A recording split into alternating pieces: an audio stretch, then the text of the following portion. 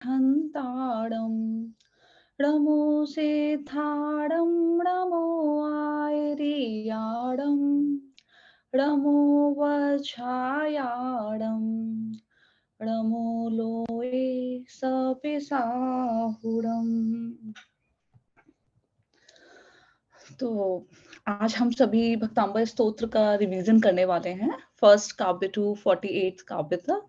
और जैसा कि हम सभी जानते हैं भक्तांबर स्तोत्र के बारे में, इसके बारे में ज़्यादा बताने की ज़रूरत नहीं है क्योंकि ये अपने आप में एक बहुत प्रचलित स्तोत्र है। आचार्य मानतुंग जी द्वारा उन पर आए हुए एक घोर उपसर्ग के द्वारा उन्होंने ये स्तोत्र की रचना की। वो बिल्कुल भी उनके ऊपर जो दुःख आया, जो विपत्ति आई, वो बिल्कुल भी डगमगाए नहीं, बिल्कुल भी वो दुखी नहीं हुए। उन्होंने उस इसको अपना एक पाप कर्म समझकर और बस जिनेंद्र देव की आराधना और स्तुति में लग गए। और जिस तरह उन्होंने हर एक काव्य में वर्णन किया गया है, एक महिमा बताई है जिनेंद्र देव के प्रति, एक श्रद्धा बताई है, भगवान के गुणों का व्याख्यान किया है, वो अपने आप में बहुत अद्भुत है। तो अभी हम स्टार्टिंग से करते हैं। तो मैं पहला काव्य लेती हूँ। पहले काव्य में आप सभी से मेरी रिक्वेस्ट है, आप सभी लोग जो ये चित्र दिए गए हैं, उन पे ज़रूर ध्यान दें क्योंकि ये चित्र अपने आप में इतने सुंदर हैं। जो भी वर्णन किया जाता है हर एक काव्य में, वो चित्र के माध्यम से हमें बहुत अच्छे से समझ में आ जाता है और बहुत इसमें क्लैरिटी रहती है। तो पहला काव्य बोला गया है आचार्य मानतुंग जी ने। यहाँ वो कहते हैं कि यहाँ पर उन्होंने सम्यक प्रणाम की महिमा बताई है, उनके चरण युगलों की महिमा बताई गई है। जिस प्रकार जितने भी देवादिदेव हैं स्वर्गलोक में, जब वो आपको नतमस्तक होते हैं आपके पास आकर और उनके सर पे जो मुकुट है, मुकुट अपने आप में एक आभा का प्रतीक होता है जब हम मुकुट को लगाते हैं और उनके मुकुट कोई नॉर्मल मुकुट नहीं होते हैं, उसमें बहुत सारे मणि लगे हुए होते हैं। लेकिन जब वो आपके सामने नतमस्तक हो जाते हैं, तो मुकुट की जो मणियाँ होती हैं और आपके जो चरणों में से जो तेज निकलता है, जो एक अलग प्रकाश निकलता है, वो जब मणियों तक पहुँचता है, तो मुकुट की आभा को और ज़्यादा शोभायमान करता है।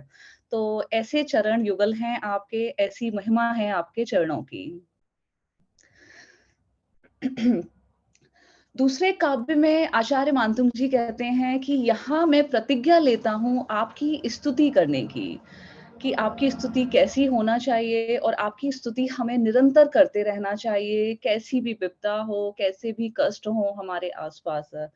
तो यहाँ उनका कहना है कि जो द्वादशांग का ज्ञान होता है विद्याधर देव में और जो इंद्रों में, वो जो इंद्रों का जो द्वादशांग का जो ज्ञान है, वो अपने आप में अ,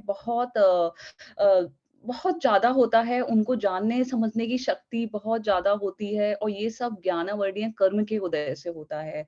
तो जो उनका ज्ञान है अपने आप में बहुत ज़्यादा है और ये ज्ञान सिर्फ़ देवों को ही प्रकट होता है, द्वादशांग का।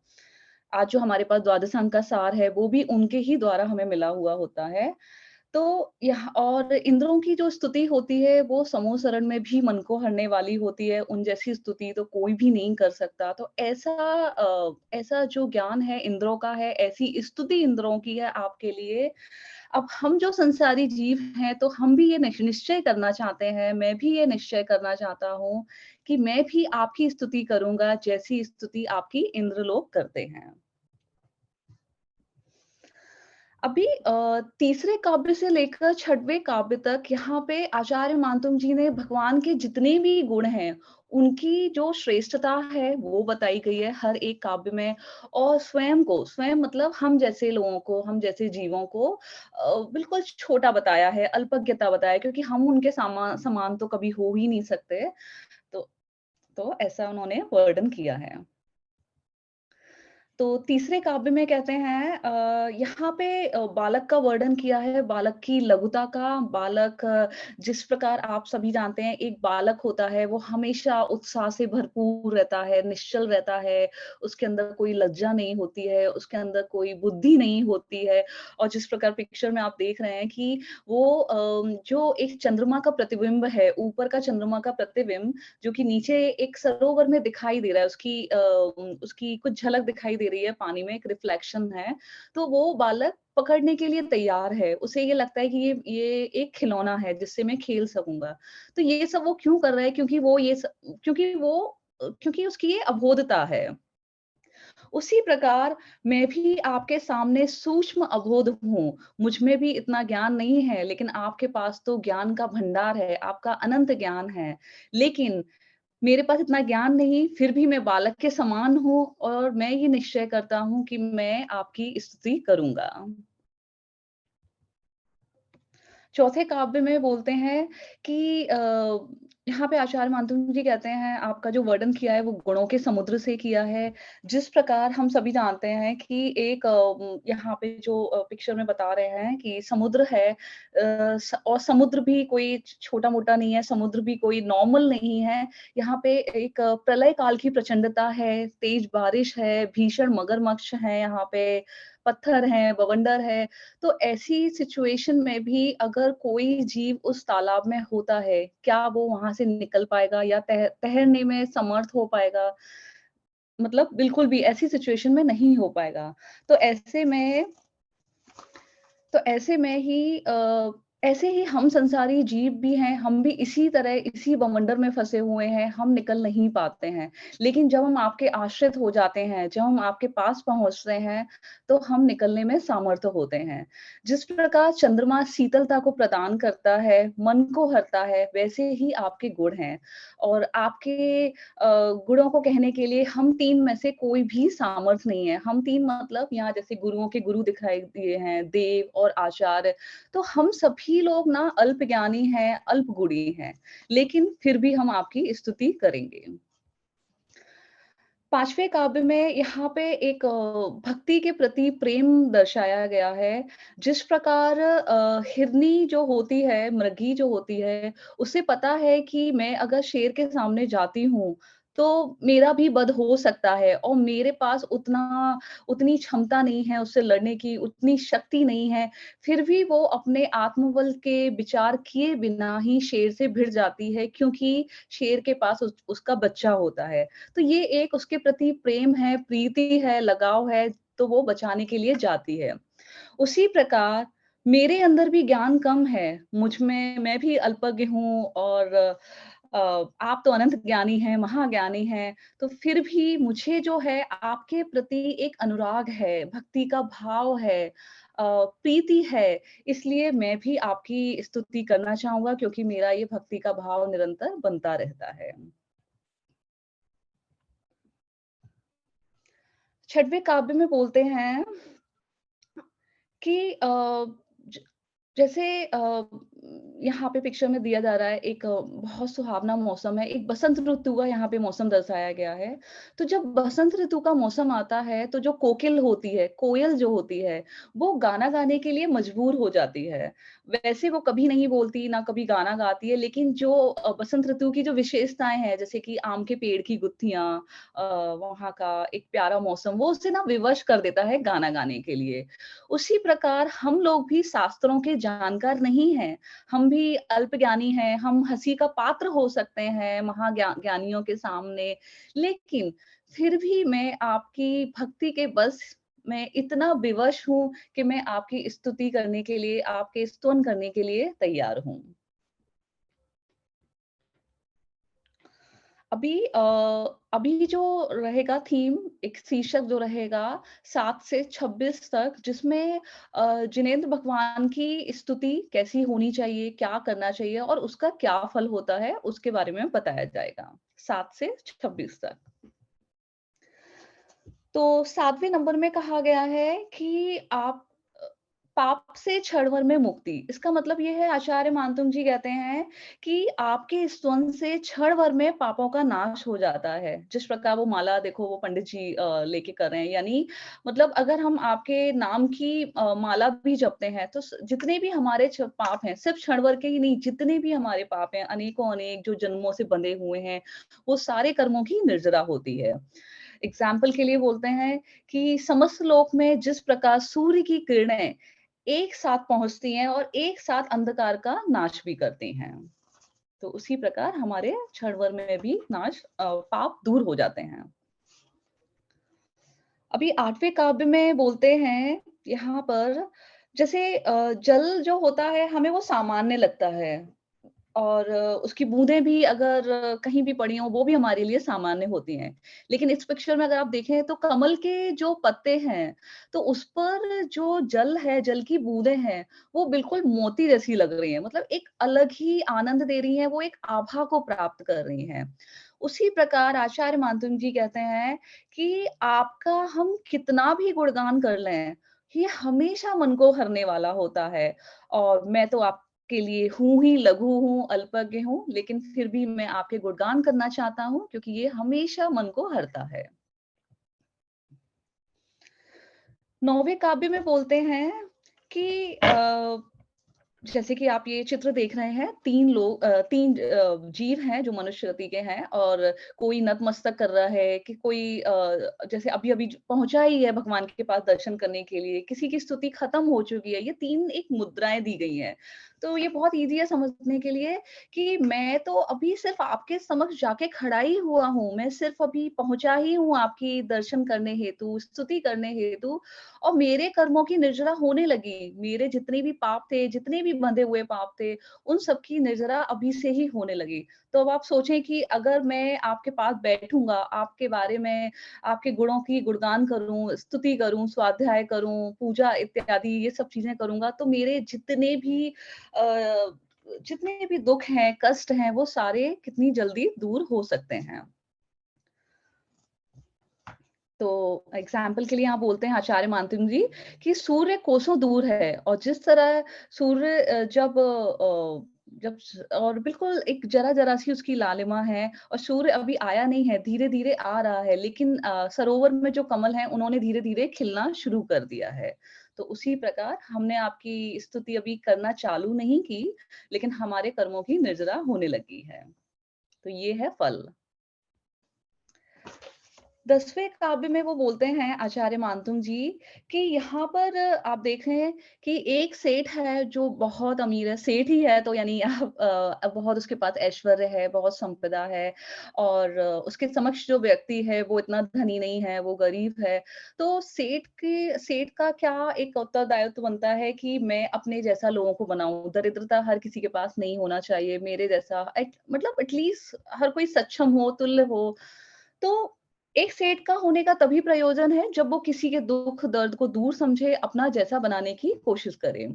ऐसे ही आप, यानी हे भुवन के भूषण, आप सबसे महान हैं, 3 लोक के आप स्वामी हैं, क्योंकि आपके सच्चे गुणों की स्तुति करने से आपने जो भी हम लोग स्तुति करते हैं और जो स्तुति करने वाला है, वो बिल्कुल आपके तुल्य ही हो जाता है, आपके समान ही हो जाता है।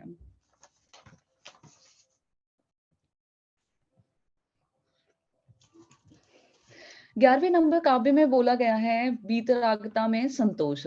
यहाँ वो कहते हैं कि भगवान आपको, आपकी जो मूरत है, आपको जो धारा प्रवाह देखकर मैं अब इधर-उधर देखने की इच्छा रखता ही नहीं हूँ। क्योंकि इस ब्रह्मांड में, इस लोक में इतने सारे रागी द्वेषी भगवान हैं, बट आपकी जब मूरत को देखता हूँ, आपकी सर्वोत्कृष्ट मूरत को देखता हूँ, तो उसमें बहुत संतोष प्राप्त होता है, और मैं चाहता भी हूँ कि मेरा ध्यान कहीं ना जाए, क्योंकि मैंने अब वीतरागी रूप देख लिया है, तो अब रागी द्वेषी को देखने की इच्छा नहीं होती है। जिस प्रकार नीचे आप पिक्चर में देखें कि जब हम मीठा पानी पीते हैं, तो मीठा पानी पीने के बाद कौन खारा पानी पीने की इच्छा करेगा? अर्थात कोई भी नहीं। 12 नंबर काव्य में बोला गया है, 3 लोक के आभूषण। आभूषण से उपमा की जा रही है यहाँ पे। तो जैसे एक नॉर्मल कोई भी आभूषण होता है, नॉर्मल नहीं, अच्छा एक कोई आभूषण ले लो आप, कोई भी आभूषण, तो उसकी जो चमक होती है, उसकी जो विशेषताएँ होती है, वो हमें बहुत अच्छी लगती है और हमें लुभाती है, लेने का हमारा मन करता है। वैसे ही आप भी अलौकिक हैं, आप बहुत सुंदर हैं और आपके समान भी कोई और रूप देखने को नहीं मिलता इस विश्व को। तो जितने भी अच्छे-अच्छे, सुंदर-सुंदर परमाणु थे, वो सारे आप में ही समा चुके हैं। उसके लिए तो सिर्फ़ आपका ही दिव्य शरीर बना हुआ था। 13 नंबर काव्य में बोला गया है यहाँ पे 3 लोक से आपकी उपमा की गई है।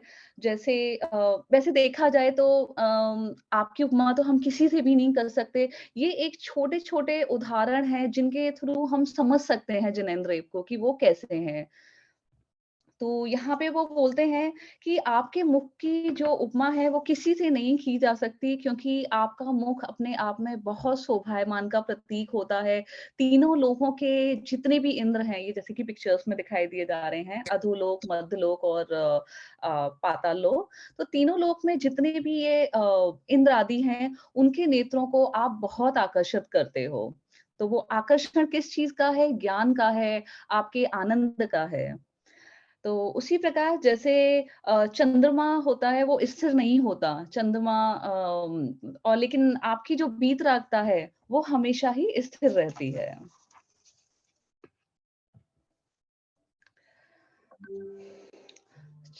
14 नंबर काव्य में बताते हैं यहाँ पे त्रिलोक व्यापी गुण बोला गया है यानी कि आपकी जो जितने भी आपके गुण हैं, आपके जो अनंत गुण हैं आपके पास, उसे फैलने से कोई नहीं रोक सकता और जब वो फैलते हैं तो एक समान सभी के पास फैलते हैं। तो आपके गुणों को यहाँ पे तीनों लोकों में फैलने की बात की गई है। जैसे एग्ज़ाम्पल के लिए चंद्रमा की जब किरणें पूरे लोक में फैल जाती हैं, तो उसे कोई नहीं रोक सकता।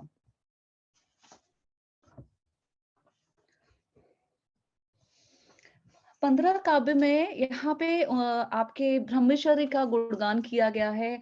आपका जो ब्रह्मचर्य है वो बहुत अखंड है। जिस प्रकार जैसे कि कितनी भी देवी या देवांगनाएँ हों या अप्सरा हों और वो आपका अ, आपको उनको देखकर कभी विकार नहीं आता, किसी तरह का कोई भाव नहीं आता। तो ये आपकी एक गज़ब की स्थिरता है आपके अंदर। तो ऐसे अखंड ब्रह्मचर्य को नमन और जैसे एग्ज़ाम्पल में आचार्य मानतुंग जी यहाँ बोलते हैं, जिस प्रकार बड़े-बड़े प्रलय काल से सुमेरु पर्वत नहीं हिल सकता, उसी प्रकार आपका ये ब्रह्मचर्य है, आपकी स्थिरता है। यहाँ पर आचार्य मानतुंग जी कहते हैं 16वें काव्य में कि आप अनोखे दीपक हैं। किस प्रकार आपका जो ज्ञान दीपक है, यहाँ पे ज्ञान दीपक की बात की गई है, तो ज्ञान दीपक है वो तेल, धुआँ और बाती रहित है। और आपका जो प्रकाश जो हो रहा है, ज्ञान दीपक का जो प्रकाश होता है, वो तीनों जगत को प्रकट करता है। आपका ज्ञान दीप मानो ऐसा कि पर्वतों को अगर चलित करने वाली प्रचंड जो वायु होती है, वो भी बुझा नहीं सकती आपके ज्ञान के दीपक को। ऐसा आपका ज्ञान और ऐसा आपका जो ज्ञान दीप है, वो तीनों जगत का अपूर्व प्रकाशक है।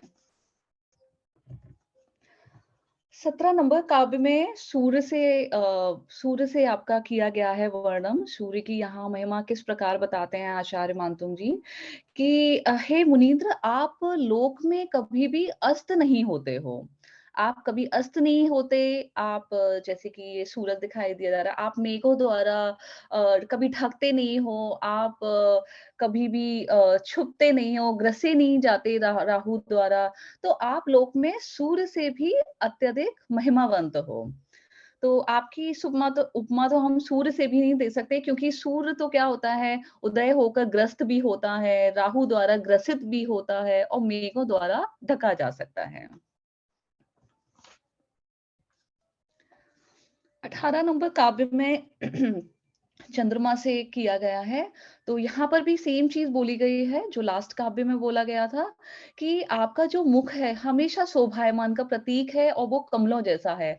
आपका मुख मोह रूपी अंधकार को दूर करता है और आपका मुख इस जगत में कोई भी नहीं ढक सकता है। आप 3 लोग को कांति देते हो, प्रकाश देते हो। जैसे चंद्रमा क्या करता है? चंद्रमा दिन में अस्त हो जाता है, रात को शीतलता देता है। चंद्रमा राहु के द्वारा ग्रसित होता है, मेघों द्वारा, बादलों द्वारा ढका जा सकता है। और चंद्रमा क्या होता है? सिर्फ मध्य लोक में ही कांति देता है, लेकिन आपकी कांति तीनों लोकों में है।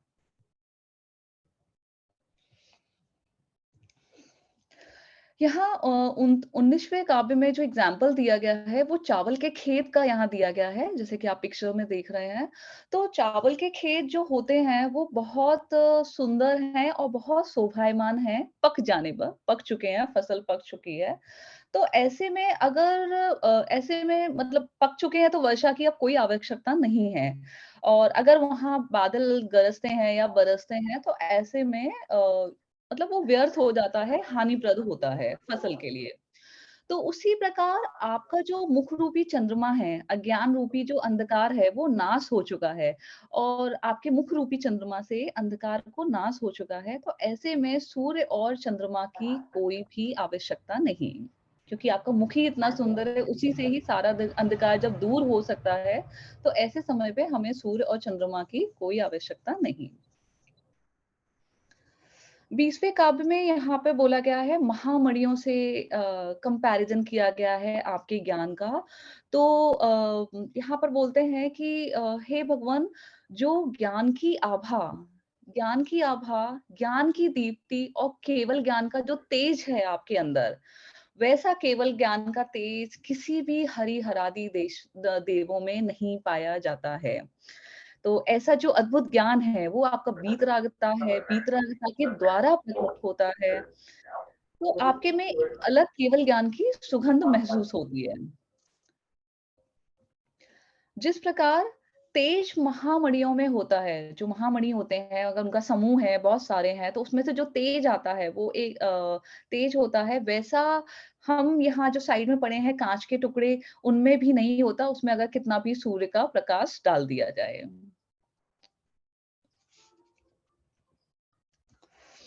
21वें नंबर काव्य में भी बताया गया है अन्य देवी-देवता से और आपकी भी महिमा बताई गई है। यहाँ वो कहते हैं आचार्य मानतुंग जी कि अच्छा हुआ कि मैंने पहले सभी देवी-देवताओं को देख लिया श्लोक में और बाद में आपको देखा। और जब जब मैंने कंपैरिज़न किया तो मुझे पता चला कि आपके अंदर जो वीतरागता है, जो श्रेष्ठता है, आपका जो ज्ञान है, शक्ति है, ध्यान है, वो तो किसी और में है ही नहीं। तो ये अपने आप में बहुत अलौकिक है और ये देखकर मुझे बहुत संतोष प्राप्त हुआ। 22वें नंबर काव्य में बोलते हैं आचार्य मानतुंग की कि आपकी माता तो धन्य है, क्योंकि इस जगत में, इस पृथ्वी पर सैकड़ों स्त्रियाँ सैकड़ों पुत्रों को जन्म देती हैं, लेकिन आपकी माँ सिर्फ एक ही है जो तीर्थंकर के जीव को जन्म देती है। क्योंकि जब आप जैसा बालक इस पृथ्वी पर मतलब कह लो यानी इस लोक पर भी जन्म लेता है, तो उस जो जीव होता है तीर्थंकर का जीव, वो आत्मज्ञान और वैराग्य को धारण करते हैं और दूसरों का भी हित करते हैं। जिस प्रकार सारी दिशाएँ नक्षत्रों को धारण करती हैं, एग्ज़ाम्पल के लिए सन और मून, लेकिन पूर्व दिशा ही जो होती है सिर्फ़ सूर्य को उगाती है, सिर्फ़ सूर्य का ही जन्म लेती है। तो उसी प्रकार आपकी माँ है। इस काव्य में मृत्यु पे जो हम विजय प्राप्त करते हैं उस बारे में बात की गई है। तो यहाँ बोलते हैं, हे मुनीन्द्र आप जितने भी इस ब्रह्मांड में जितने भी श्लोक में मुनिराज हैं, वो आपको परम श्रेष्ठ मानते हैं, आपको परम पुरुष मानते हैं, क्योंकि आप उदित सूर्य जैसे हैं और आपका जो ज्ञान है वो सूर्य जैसा हमेशा प्रकाशित रहता है और आपने मोह रूपी अंधकार का भी नाश किया है। तो जो भी आपको सम्यक रूप से प्राप्त कर लेते हैं, उनको हमेशा एक मृत्यु पर विजय प्राप्त कर लेने जैसा प्रतीत होता है। 24वें नंबर काव्य में बोला गया है, यहाँ पे बहुत सारे नामों से आपकी स्तुति की गई है और ये एक ऐसा काव्य जहाँ पे 16-17 नामों से आपकी उपाधि दी गई है। जैसे कि तौमाभ्यम यानी यहाँ पे बोलते हैं कि आप वो एक ऐसे सज्जन पुरुष हैं जहाँ पे जिनको मैं नामों से उपाधि देता हूँ, जैसे त्वामभ्यम, मभ्यम यानी अव्यम, विभु नाम दिया गया है, अचिंत नाम दिया गया है, मचिंत मचिंत यानी अचिंत्य, मशंख्य यानी असंख्य, आद्य, ब्रह्मा, ईश्वर, अनंत, अशरीरी, प्रधान, नेता, योगीश्वर, विदित योग, अनेक, एक और फिर लास्ट तक ज्ञान स्वरूप, अमल। तो ये आपको सब कहते हैं, तो आपके नामों का अगर वर्णन किया जाए तो ऐसे तो बहुत सारे हैं, लेकिन इस काव्य में हमने कुछ ही नाम देके आपकी स्तुति की गई है। आपको इन विभिन्न नामों से भी जाना जाता है। 25वां नंबर काव्य में बोलते हैं कि आप ही बुद्ध हैं, ब्रह्मा हैं, विष्णु हैं, शंकर हैं, क्योंकि इस लोक में जो ये देवी-देवताएँ हैं, ये बहुत अलग हैं, ये आपसे बहुत अलग हैं, क्योंकि ये रागी द्वेषी हैं, ये अपने साथ पत्नी रखते हैं, ये ब्रह्मांड को चलाने की भी बात करते हैं, उसे खत्म करने की भी बात करते हैं। तो वास्तविक स्वरूप क्या है? वास्तविक स्वरूप हमें जो दिखा आपके अंदर वो थी वीतरागता, वो हमें किसी और में नहीं दिखाई दी गई। तो यहाँ हम नाम की पूजा नहीं, यहाँ हम गुणों की पूजा करते हैं। 26वां नंबर काव्य में आचार्य मानतुंग जी कहते हैं कि मुझे बार-बार आपको नमस्कार करना अलग-अलग आपकी विशेषताओं से बहुत अच्छा लगता है और आपको नमस्कार इसलिए भी है क्योंकि आप 3 भुवन के जो जीव हैं, उनकी पीड़ा को नष्ट करते हैं, आपके बताए हुए मार्ग पर जो भी चलता है और इस ब्रह्मांड पे और आप एक ऐसे आभूषण हैं कि जिसमें एक बहुत अच्छे-अच्छे आत्मगुण सुंदर प्रकट हुए हैं आपके अंदर जितने भी थे, वो किसी और के पास नहीं है और इसी वजह से ये पृथ्वी जगमगा रही थी, जब यहाँ पर अंधकार था। तीसरी लाइन में बोलते हैं तुभ्यम नमस्ते जगता परमेश्वराय यानी आप 3 जगत के परमेश्वर हैं यानी परम ईश्वर हैं क्योंकि आपके पास एक ज्ञानादि गुण हैं और ये आपकी संपदा है और लास्ट लाइन में बोलते हैं कि आप संसार समुद्र को सुखाने वाले हो। इस संसार में जितने भी कष्ट हैं, राग, द्वेष, दुःख, पीड़ा जो भी है इनको आप सुखाने वाले हो, जो भी आपके मार्ग पर अगर चलता है। 27वें नंबर काव्य में बोला गया है निर्दोष मुनीष बोलते हैं तो यहाँ कहते हैं हे मुनीष आपके पास तो दोष भी नहीं है, जगह ही नहीं बची कि आपके पास दोष है और वो दोष कहाँ गए वो सारे हम संसारी जीवों के पास हैं, हम जैसे संसारी जीवों के पास है। तो जितने भी गुण थे, जितने भी सुंदर-सुंदर, जितने भी अनंत गुण, अच्छे गुण थे, वो तो सिर्फ़ आपके लिए ही बने थे और आपने ही उनको सहारा दिया था। और दोष के लिए तो हम मानव जीवन ही काफ़ी है, जहाँ राग, द्वेष, मोह, जन्म, मरण, हँसना, रोना ये सब हमारे साथ होता है। आपके साथ तो होता ही नहीं है और आपके तो स्वप्न में भी ये सारी चीज़ें नहीं आती हैं। तो ऐसे आपके गुण हैं।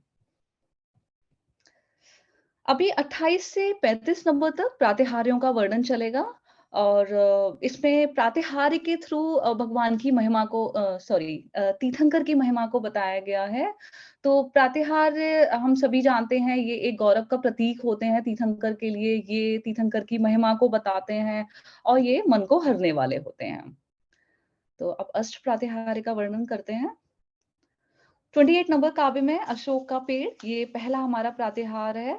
तो इसमें आचार्य मानतुंग जी कहते हैं, हे भगवान ये जो अशोक का पेड़ जो प्रातिहार होता है, ये देवों द्वारा और जितने भी ये प्रातिहार हैं, आठों प्रातिहार देवों और कुबेरों द्वारा रचे जाते हैं। तो यहाँ कहा गया है कि अशोक पेड़ जो होता है वो शोक रहित होता है। तो जो भी जीव, जो भी प्राणी आपकी शरण में आता है, तो आपकी जो किरणें जो फैलती हैं, आपका जो तेज फैलता है, वो अशोक वृक्ष तक पहुँचता है क्योंकि अशोक वृक्ष निमित्त बनता है। और अशोक वृक्ष के थ्रू हम सारे संसारी जीवों तक हमारे पास किरणें पहुँचती हैं जिससे हमारा अंधकार जितना भी है उसका नाश होता है। 29वें काव्य में सिंहासन प्रातिहार्य की बात करते हैं, तो यहाँ पे बोलते हैं कि सिंहासन एक कॉमन सिंहासन नहीं है, सिंहासन ऐसा है जो कि जिस पर बहुत सारे मणि हैं और उसके अग्रभाग में भी बहुत जड़े हुए मणि हैं, विभिन्न-विभिन्न प्रकार के और इसमें से जो किरणें निकल रही हैं, तो वो अपने आप में बहुत अद्भुत हैं। और इसका जो आसन है वो भी स्वर्ण का है।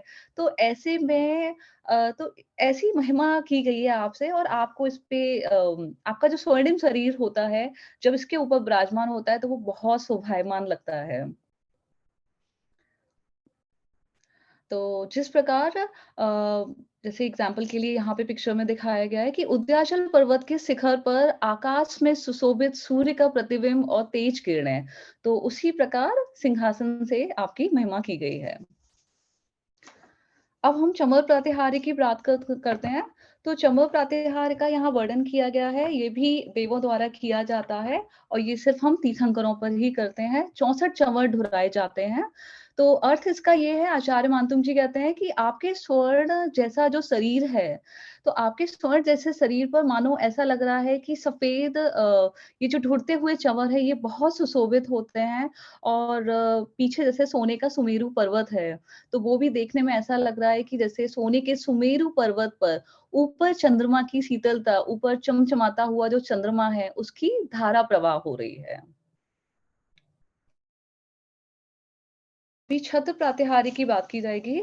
छत्र भी आपकी विभूति को दर्शाने के लिए किया जाता है। तो यहाँ पे भी आचार्य मानतुंग जी कहते हैं कि छत्र की जो कांति होती है, वो चंद्रमा के समान होती है। और ये जो छत्र है, ये जो 3 छत्र बताए गए हैं, तो 3 छत्र यानी ये 3 लोक के आपको 3 लोक की उपमा 3 लोक से आपका किया गया है कि आप ही हो जो 3 लोक के स्वामी हो और आपके जो सर पर छत्र लगे हुए हैं, ये यही चीज़ को प्रकट करते हैं, आपकी पूर्णता को प्रकट करते हैं। तो जिस प्रकार सूर्य की किरणें ये छत्र का जो जाल है, उसको रोक रही हैं, मोती का जो जाल है, वो छत्र पर उसकी शोभा को बढ़ा रहा है। 32वें नंबर काव्य में देवदुन्दुभी के बारे में बताया गया है। तो हे भगवान, आकाश में जितने भी ध्वनि यंत्र हैं, जो देवों द्वारा बजाए जा रहे हैं, वो 12.5 करोड़ होते हैं और ये आपके यश का कथन करते हैं। ये बेसिकली तीनों लोकों के जो जीव होते हैं, उनको एक सुख समागम रूप संपत्ति की घोषणा के बारे में बताते हैं, आपके राज की घोषणा के बारे में बताते हैं।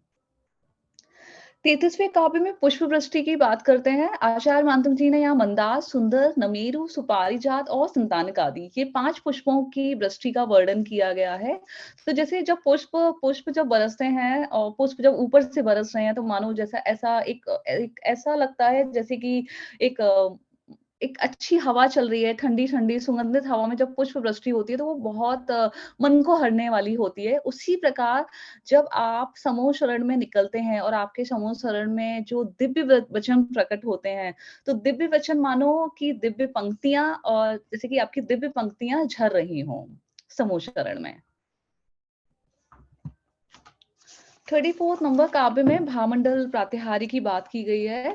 तो भामंडल बेसिकली भवों को दर्शाता है। तो यहाँ आचार्य मानतुंग जी कहते हैं, भामंडल का जो तेज है, ये आपके हमेशा पीछे पाया जाता है।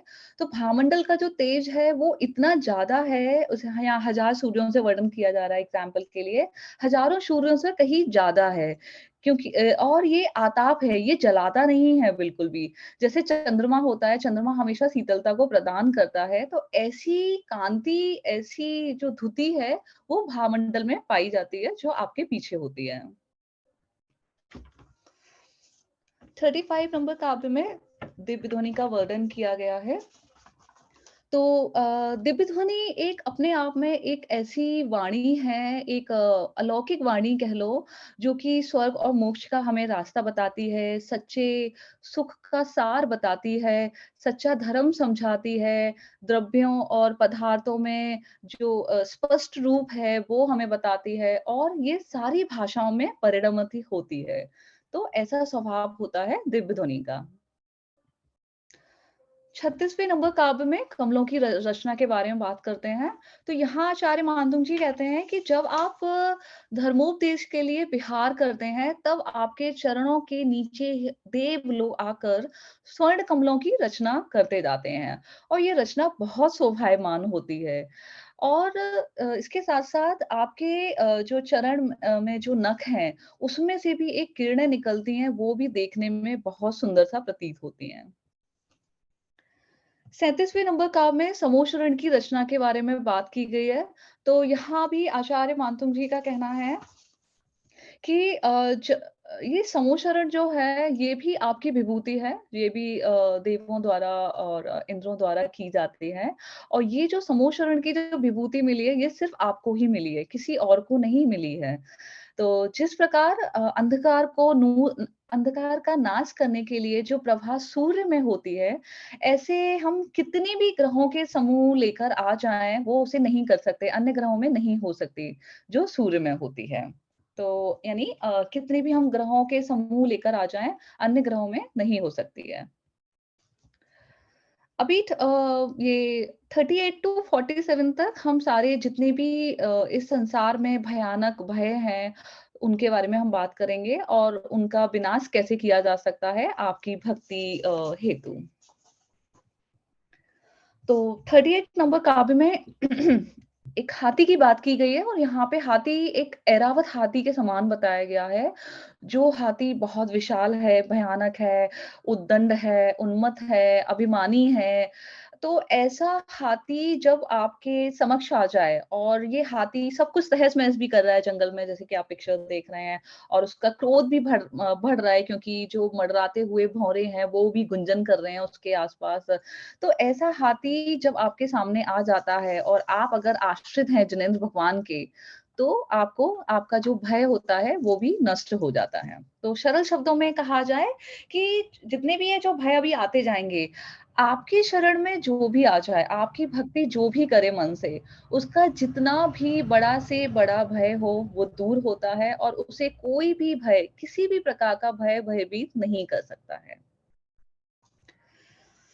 39 इसमें 39 काव्य में सिंह भय की बात की गई है, तो यहाँ पे भी सिंह का जो नेचर बताया है, ऐसा है सिंह की वो भी बहुत खूंखार है, भयानक है और उसने अपने पंजों से आप ऊपर देखें पिक्चर में उसने अपने पंजों से हाथी को बिदार दिया है और हाथी का जो रक्त है, वो जो भूमि पर गिर रहा है, तो बिल्कुल मोती के समान लग रहा है, मोती की बूँदों की तरह उसका खून वो भूमि पर है। तो ऐसा सेइंग भी अगर आपके आश्रित हो जाए, तो वो भी शांत भाव को प्रतीत होता है। 40th काव्य में अग्नि भय की बात करते हैं। चारों तरफ यहाँ भीषण अग्नि है, प्रलयकालीन अग्नि है, वन की एक खतरनाक अग्नि है, जो कि तीव्र प्रकाशमयी है, ऊपर की ओर ज्वाला उठ रही है, विश्व को भस्म करने की तैयारी है। तो ऐसे संकट के समय में आपके नाम का कीर्तन करने से, आपके नाम रूपी माला जपने से वो अग्नि को शांत कर देती है। तो आपके नाम का कीर्तन यानी वो एक जल का काम करती है। 41 नंबर काव्य में सर्प विष की बात की गई है। तो यहाँ पे भी जो सर्प का वर्णन किया गया है, तो यहाँ पे सर्प भी जो है बहुत मतलब आपका जो सर्प है वो लाल नेत्रों वाला है, मदयुक्त है, कोकिल कंठ है, क्रोध से उद्यत फण हैं उसके। तो ऐसा सर्प जब आपके सामने आता हुआ देख हम डेफ़िनेटली घबरा जाएँगे।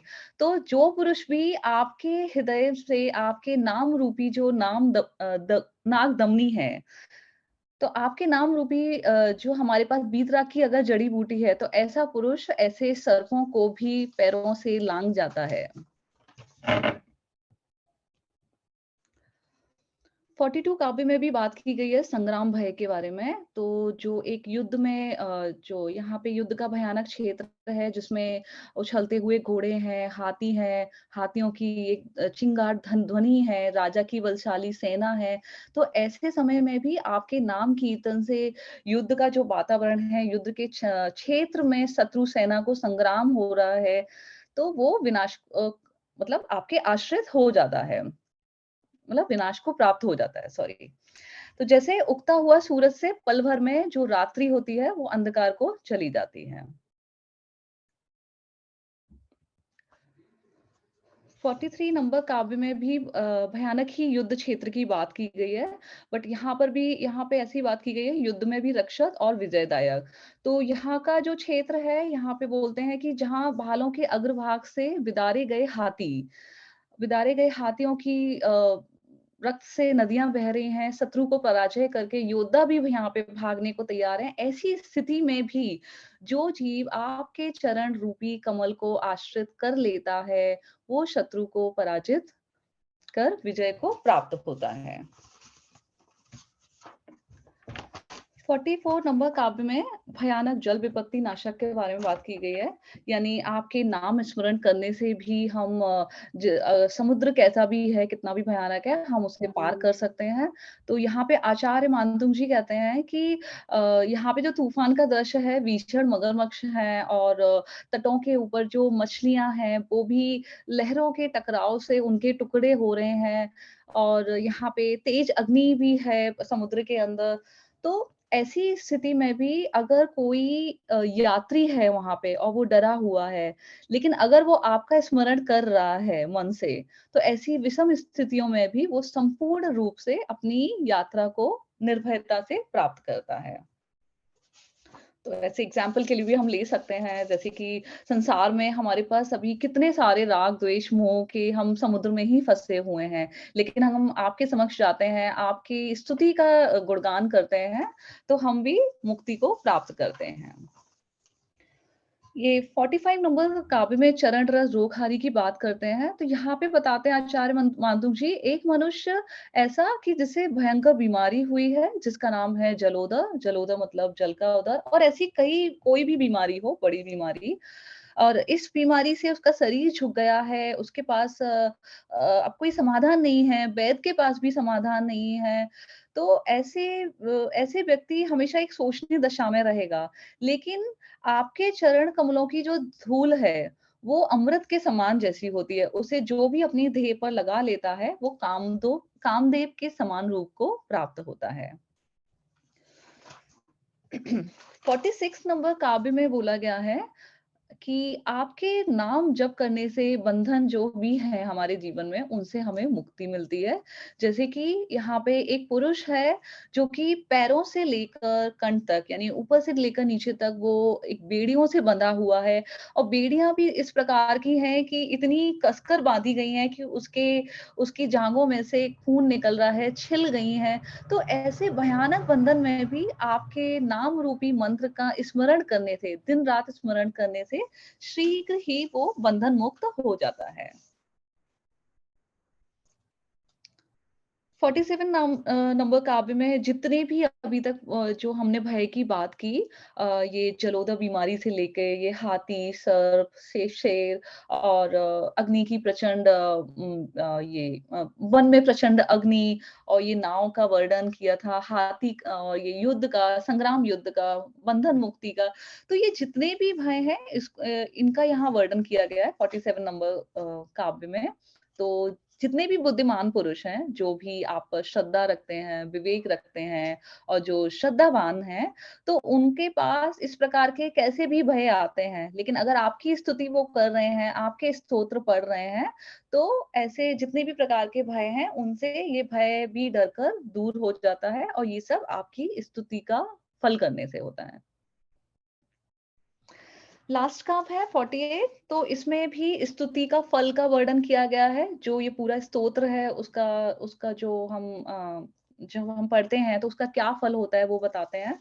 तो यहाँ पर बोलते हैं कि मेरे द्वारा भक्ति पूर्वक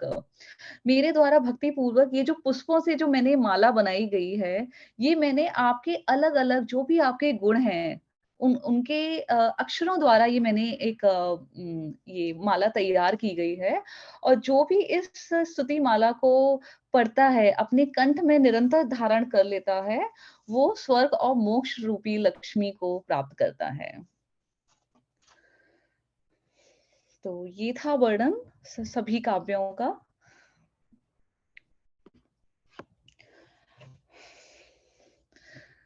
आई होप सभी को थोड़ी तो क्लैरिटी हो गई होगी, समझ में आया होगा।